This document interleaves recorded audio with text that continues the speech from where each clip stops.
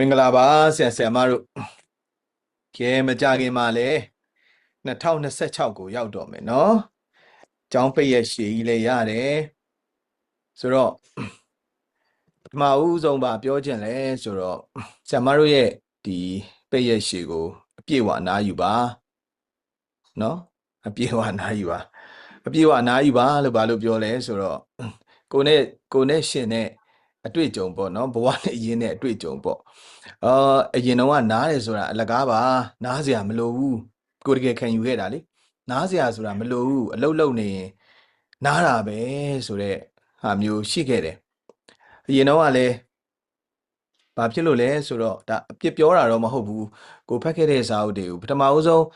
10တန်းဖြစ်အောင်ပြီးချင်းမှာကိုပိုင်ပတ်စံလေးနဲ့ဝယ်တဲ့စာအုပ်ကဘာစာအုပ်ဖြစ်နေလဲဆိုတော့လှသမင်ရဲ့24နာရီလုံးတန်ဖိုးရှိအောင်နေထိုင်နည်းဆိုတဲ့စာအုပ်နဲ့စလိုက်တာဘဝ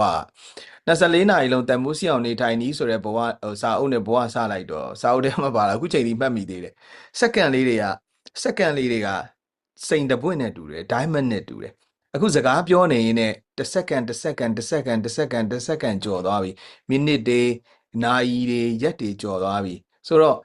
စက္ကန့်တစ်စက္ကန့်ကစိန်တပွင့်နဲ့တူတယ်ဆိုရင်စဉ်းစားကြည့်ပါတဲ့တဖြည်းဖြည်းနဲ့စက္ကန့်ပေါင်းများစွာကြော်ခဲ့တဲ့အချိန်တွေကစိန်ပွင့်တွေကြွေသွားတာနဲ့တူတယ်ပေါ့နော်စိန်တပွင့်လောက်တန်ဖိုးရှိတဲ့အချိန်တွေကို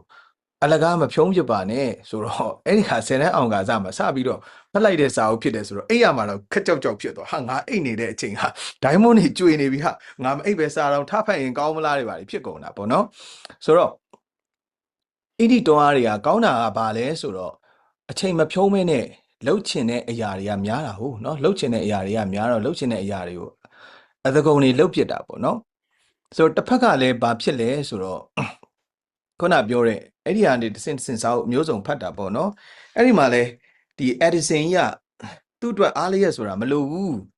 သူအလုတ်လုံနေတာသူ့အတွက်အားလျက်ပဲဆိုတာတခါထပ်မိတ်ပြန်တယ်ဟုတ်တယ်ငါအတွက်အားလျက်ဆိုတာမလိုဘူးအလုတ်လုံနေတာငါအတွက်အားလျက်ပဲဆိုတဲ့အားတွေနဲ့အတကုံတွေလှုပ်လိုက်တာနောက်ဆုံးအဲ့ဒေါင်းအဲ့ရတဲ့ကိုလဲတဲ့တီကိုဖြစ်သွားတာပေါ့နော်ပြောချင်တာကwork life balance ညီအောင်လုပ်ကြနော်အဲ့ဒါကတကယ်တော့လိုအပ်တယ်မစူးစမ်းရဘူးလားဆိုတော့စူးစမ်းရမယ်အချိန်နဲ့အမြခုနစိန်ပွန်လေးတွေကျွေနေတာဆိုတာဟုတ်တယ်ဆရာမတို့လည်းအချိန်တွေကိုမဖြုံးနဲ့ဒါပေမဲ့လည်းတစ်ဖက်စွန်းအလဲကနေသွားပေါ့နော်တစ်ဖက်စွန်းအသေးအတန်ကြီးလောက်တာမျိုးတွေမလောက်ပါနဲ့အခုလိုမျိုး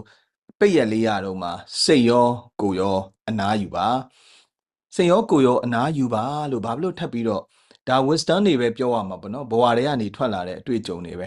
စူးစမ်းအထောက်မှုလည်းရှိရမယ်တခါတလေကျတော့အရန်လှုပ်ရင်